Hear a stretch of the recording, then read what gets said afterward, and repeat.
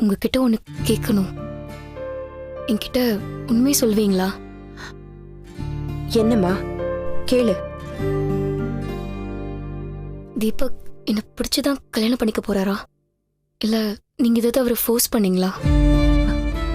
என்ன தாரா இப்படி கேக்குற? பிடிக்காமலா கல்யாணம் வரைக்கும் வந்திருக்கோம். ஏமா அப்படி கேக்குற?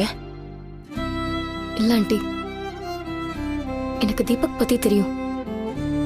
அவர் இது வரைக்கும் என்கிட்ட எதையுமே மறைச்சதில்ல, ஒப்பனாவே சொல்லிருவாரு. ஆனா நடக்கிற விஷயத்துல பார்க்கும்போது தீபக் என்னை விட்டு தூரமா நிக்கிற மாதிரியே ஃபீல் ஆகுது. நான் தீபக் மனசுல இல்லையோ, அவர் லைஃப்ல எனக்கு எந்த ப்ரியாரிட்டியுமே இல்லையோன்னு தோணுது.